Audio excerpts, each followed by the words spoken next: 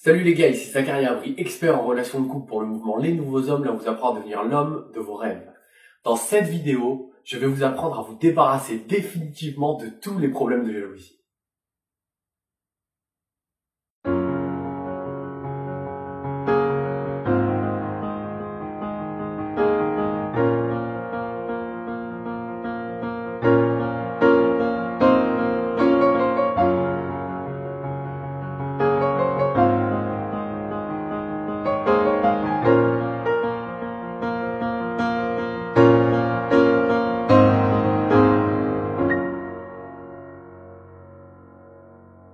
Cette vidéo va être décomposée en deux parties. La première, ça va être la partie théorique.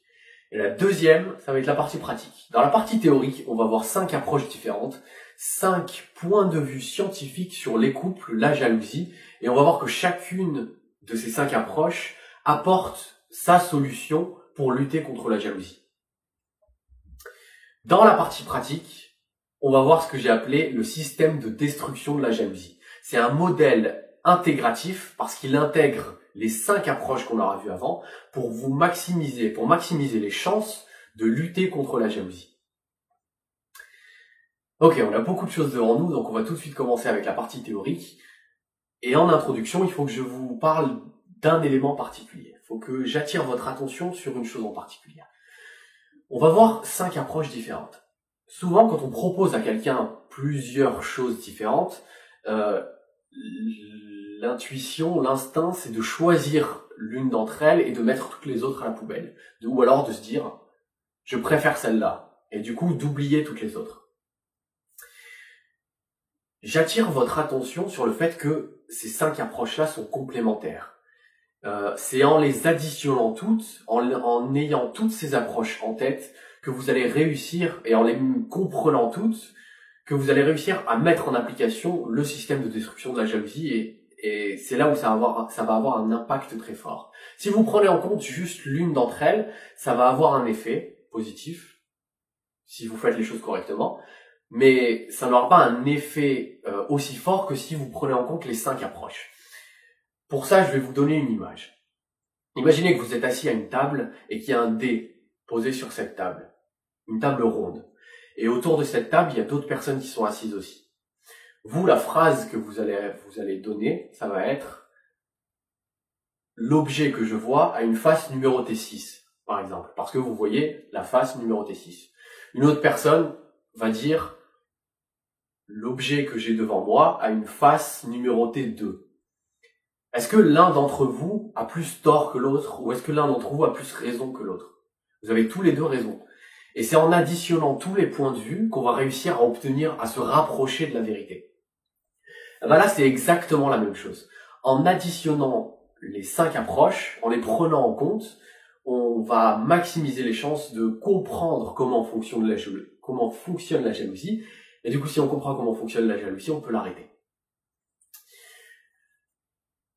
Petit détail, pour les pointilleux, autour de cette table, il y a peut-être quelqu'un qui est myope. Et du coup, la qualité de l'image qu'il va voir va pas être aussi bonne que quelqu'un qui a 10 sur 10 à chaque œil. Du coup, on pourrait dire dans ce cas-là que l'un a plus raison que l'autre. On peut faire une critique. En tout cas, ce que ça nous permet de faire, c'est de faire une critique sur la qualité du point de vue, la qualité de l'approche. Par contre, et ça c'est la conclusion de la pré-leçon, pour maximiser les chances de voir la chose, l'objet, et ici la jalousie dans son intégralité, il faut prendre en compte les 5 approches et les voir comme des approches qui sont complémentaires. Ok. Passons tout de suite à la partie théorique avec la partie théorique en question, et la première approche qu'on va voir, ça va être l'approche psychosociale. L'approche psychosociale nous dit quoi? Elle nous dit tout simplement que ce que nous dit la société, et ce qu'on entend tout le temps, c'est que la jalousie, c'est un trait de personnalité. L'approche psychosociale répond à ça que c'est faux. La société nous dit que la jalousie est un trait de personnalité, et l'approche psychosociale nous dit non, la jalousie n'est pas un trait de personnalité. Donc il ne faut pas se faire influencer Vous avez probablement déjà entendu une personne qui a justifié le fait qu'elle a rompu avec quelqu'un ou qu'il a rompu avec quelqu'un parce que cette personne était jalouse. Comme si c'était un trait de personnalité. Pourquoi tu as rompu avec cette personne? Parce qu'elle est trop gourmande. Voilà, ça serait exactement la même chose. Parce qu'elle est radine. Cette personne est radine. C'est pour ça que j'ai rompu avec elle. On entend souvent parce que cette personne est trop jalouse. L'approche psychosociale nous dit qu'on est tous potentiellement jaloux. C'est tous en nous, ça, la jalousie. On peut tous, et on a peut-être probablement déjà tous ressenti de la jalousie. Si c'est pas pour une relation sentimentale, ça va être dans votre famille. Vous avez peut-être déjà été jaloux. Ou alors vous avez déjà été jaloux quand vous avez déjà été jaloux du statut de quelqu'un ou des possessions que quelqu'un avait. Autrement dit, on peut pas dire que c'est un trait de personnalité parce que c'est pas quelque chose qui va caractériser quelqu'un. La seule différence qu'il peut y avoir, c'est que certaines personnes vont déclencher la jalousie plus facilement que d'autres. Du coup, si c'est pas un trait de personnalité, c'est quoi? L'approche évolutionniste répond à cette question. L'approche évolutionniste ou darwiniste nous dit que la jalousie, c'est un mécanisme d'alerte. Selon les psychologues évolutionnistes, tous les êtres vivants de la planète ont deux objectifs. Dans la vie, les deux objectifs, c'est survivre et se reproduire. C'est les deux objectifs qu'on a. Que tous les êtres vivants de la planète ont, selon les psychologues évolutionnistes. Et la jalousie est un mécanisme d'alerte qui vous sert à maximiser vos chances de vous reproduire. Pourquoi? Parce que grâce à la jalousie, quand vous ressentez de la jalousie, ça va vous alerter que peut-être que votre partenaire est en train de vous tromper.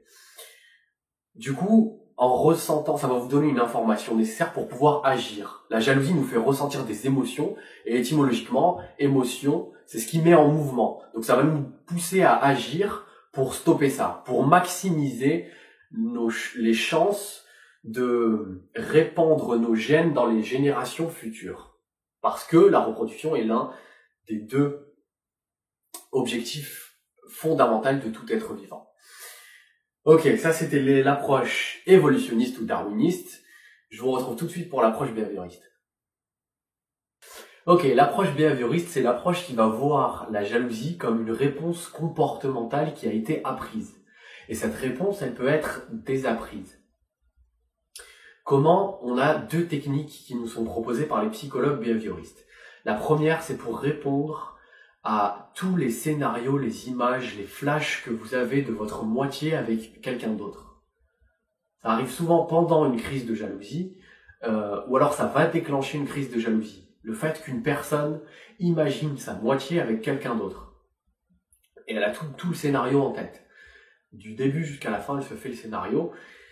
Et la technique que va proposer les psychologues behavioristes contre ça, c'est d'attaquer le mal par le mal. Donc c'est de demander à la personne qui se fait ces scénarios-là de les rédiger.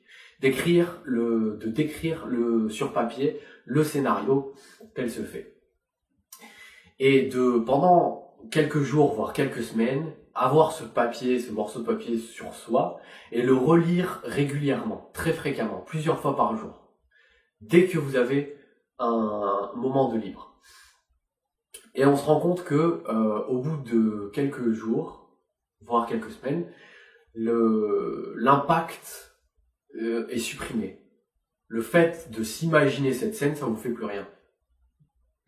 Donc c'est un moyen efficace de supprimer cet élément qui va être perturbateur et qui va peut-être déclencher la crise de jalousie. Et si c'est pas le cas, une chose est sûre, c'est que ça l'aggrave. Ça aggrave la crise de jalousie. Donc c'est un élément à se débarrasser à tout prix. Et les réponses des psychologues behavioristes, on vient de l'avoir, le flooding. On passe maintenant à la deuxième technique, c'est la Dutch cow ou la vache néerlandaise. Cette technique, elle a été proposée par les psychologues behavioristes. Pourquoi? Parce qu'il y avait un couple où il y a un homme qui a trompé sa femme. Et sa femme, du coup, elle était littéralement, non, peut-être pas terrorisée, mais elle avait très peur, elle était angoissée et elle avait des crises de jalousie dès que son mari sortait, dès qu'il mettait un pas dehors. Et du coup, ils ont contacté les psychologues behavioristes qui ont proposé cette méthode. Et la méthode, c'est quoi? Ils ont dit au mari d'appeler sa femme, c'était avant l'invention du téléphone portable, donc il devait trouver une cabine téléphonique toutes les heures, pour l'appeler toutes les heures à heure fixe. À chaque fois qu'il sortait, il devait l'appeler toutes les heures. Ça a duré 2 semaines. Au bout de 2 semaines, elle en pouvait plus. Elle a dit arrête, c'est bon. Et du coup, elle a été suffisamment rassurée pour dire à son mari, j'ai plus besoin. Donc du coup, ça lui faisait plus peur que son mari sorte. Elle était suffisamment rassurée. Et du coup, ça a pu neutraliser avec succès les crises de jalousie qui étaient déclenchées auparavant, dès qu'il sortait. Et ça, c'était la technique Dutch Cow. C'est tout pour l'approche behavioriste. On va passer à l'approche systémique. Dans l'approche systémique, on voit le couple comme un système de 2 personnes où il y a des échanges. Et la jalousie, c'est le résultat d'un échange dans le système. Exemple. Il y a le mari qui rentre à la maison et la femme lui demande comment il va. Elle se pose des questions, elle s'intéresser à lui, du coup elle s'intéresse à sa journée et tout ça, du coup elle lui pose plusieurs questions. Lui il est un peu fatigué, du coup il lui répond brièvement, il n'a pas trop envie de parler, parce qu'il est fatigué, il rentre du boulot et tout, il n'a pas très envie de parler. Elle, quand elle voit son comportement, elle commence à se dire peut-être qu'il essaye de me cacher quelque chose. Elle a un petit doute. Donc du coup elle pose plus de questions.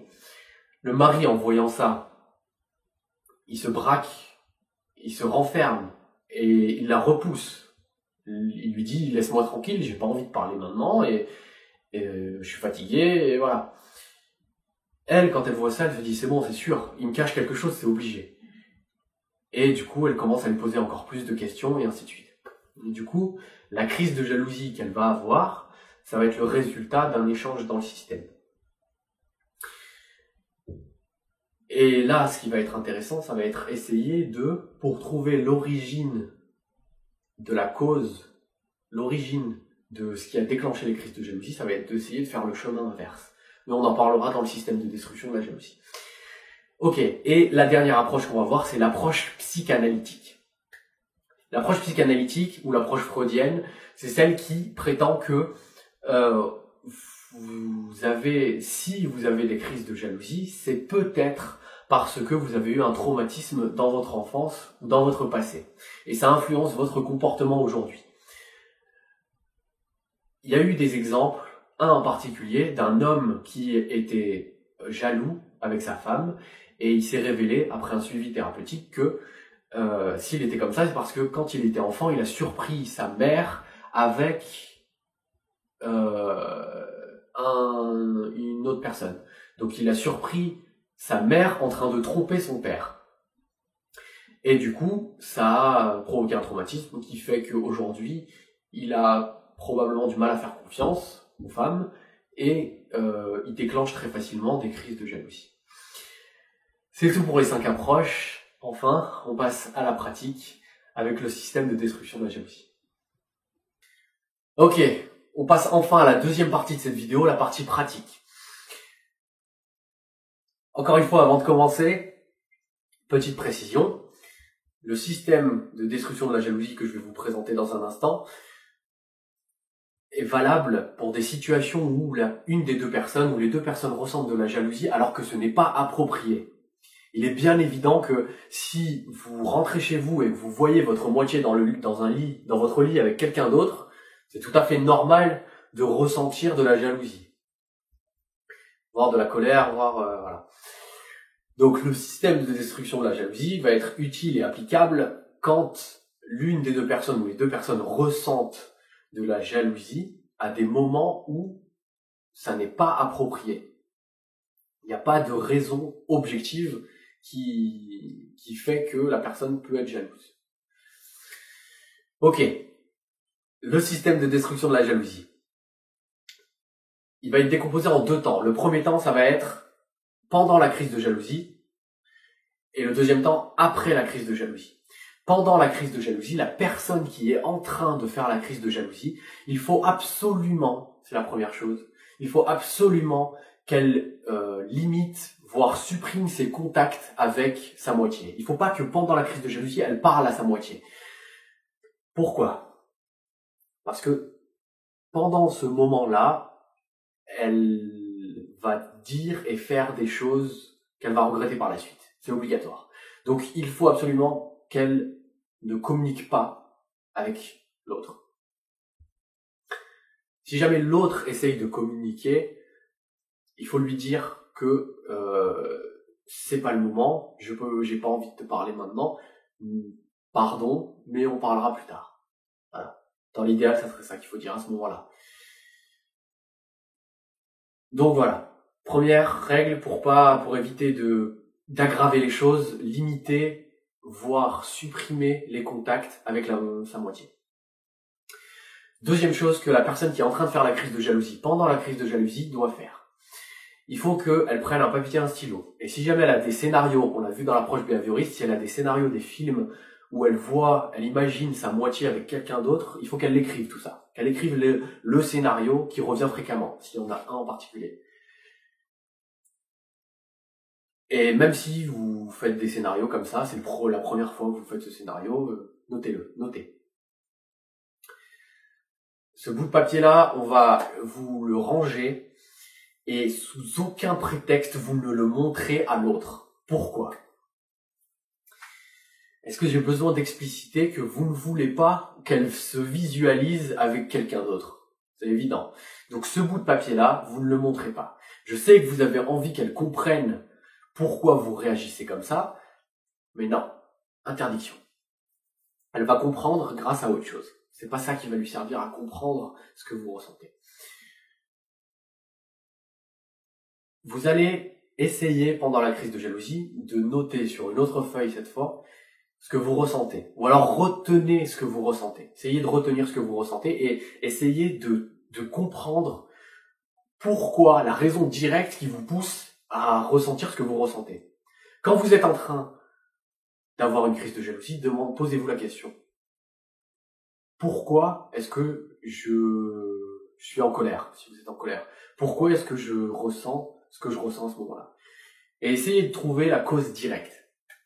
Ok, c'est les 3 choses que la personne qui fait la crise de jalousie, pendant la crise de jalousie, doit faire. Maintenant, passons à l'autre personne. Pendant la crise de jalousie, qu'est-ce qu'elle doit faire ? La première chose qu'il faut impérativement qu'elle fasse, dans l'idéal, c'est rassurer l'autre. Je sais que si vous avez rien fait pour mériter ça, vous allez vous dire justement j'ai rien fait, donc j'ai pas à fournir d'efforts. Moi ça me saoule, ça m'énerve, j'ai pas à faire ça. Donc si j'ai envie de sortir, je sors et je vais pas rentrer parce qu'il est en train de faire une crise de jalousie ou parce qu'elle est en train de faire une crise de jalousie.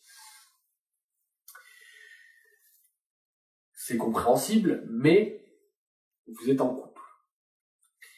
Et quand l'un des deux ne va pas, c'est souvent le couple qui ne va pas bien. Donc, si vous voulez essayer d'améliorer les choses, il va falloir, même si vous n'avez pas de responsabilité directe là-dedans, il va falloir y mettre un petit peu du vôtre. Et si c'est trop vous demander que de rassurer l'autre, sachant que, entre parenthèses, je vous renvoie à l'approche behavioriste avec la Dutch Cow, la vache néerlandaise. C'est une méthode qui fonctionne très bien, rassurer l'autre. Si c'est au-delà de vos efforts, au moins, n'insultez pas l'autre. Ne vous énervez pas contre l'autre en disant tu es complètement taré, en l'insultant et en lui faisant ressentir que c'est une personne anormale. Parce que c'est vraiment quelque chose d'horrible de faire ressentir à quelqu'un que cette personne est anormale. C'est horrible. Donc ne faites pas ça. Rassurez l'autre et si c'est trop vous demander, restez indifférent. Première chose que vous devez faire. La personne qui fait pas la crise de jalousie, pendant la crise de jalousie, elle peut essayer elle aussi de se demander qu'est-ce qui a déclenché, qu'est-ce qui a été la cause directe de la crise de jalousie. Et pendant la crise de jalousie, si vous le pouvez aussi, notez ce que vous ressentez. Pendant que votre moitié a une crise de jalousie, notez tout ce que tout ce que vous ressentez de la manière la plus explicite possible. Parce que cette feuille de papier, vous allez l'échanger après avec, vous allez la passer à l'autre. Et du coup, ça va nous servir. Donc, essayez d'être le plus explicite possible en détaillant ce que vous ressentez pendant que votre moitié a une crise de jalousie. Ce que vous pensez, ce qui vous passe par la tête, ce que vous vous dites. Si vous culpabilisez, vous vous dites que c'est de votre faute. Si vous vous dites j'ai rien fait pour mériter ça, je comprends vraiment pas. Peu importe. Notez ce que vous ressentez, ce que vous pensez. Ok. Après la crise de jalousie, la personne qui a fait la crise de jalousie, elle va, première chose, relire régulièrement la feuille où elle a écrit les scénarios. Il faut qu'elle ait tout le temps cette feuille de papier sur elle. On l'a vu dans l'approche behavioriste, le flooding. À force de lire régulièrement ce scénario-là, ça va plus rien vous faire. Donc quand ça va vous revenir en tête, si ça vous revient en tête, ça va pas déclencher de crise de jalousie, ou alors ça va pas encourager les crises de jalousie. C'est la première chose à faire. La deuxième chose, ça va être, et ça vous renvoie à l'approche psychanalytique, d'essayer d'avoir en tête le fait qu'il y a une possibilité que un événement dans votre vie, qui n'a rien à voir avec votre couple, influence le fait que vous soyez jaloux. Donc, juste le fait d'avoir ça en tête, ça peut déclencher la petite ampoule, une épiphanie, et vous allez peut-être réaliser certaines choses. Donc, juste rien que le fait d'avoir conscience qu'il est possible qu'un événement influence ça, ça peut beaucoup vous aider. Et enfin, dernière chose, vous allez donner la feuille de papier où vous avez écrit ce que vous ressentiez pendant votre crise de jalousie. Si vous n'avez pas réussi à la faire pendant la crise de jalousie, faites-la après. Décrivez tout ce que vous ressentez pendant que vous avez une crise de jalousie et donnez cette feuille de papier-là à l'autre. Vous allez lire la feuille de papier qu'elle va vous donner. Et je veux vraiment que vous fassiez un effort pour vous mettre à sa place. En lisant cette feuille de papier, essayez de vous mettre à sa place et de ressentir ce qu'elle ressent dans ces moments-là. Ok, la personne qui n'a pas fait la crise de jalousie, après la crise de jalousie, il faut que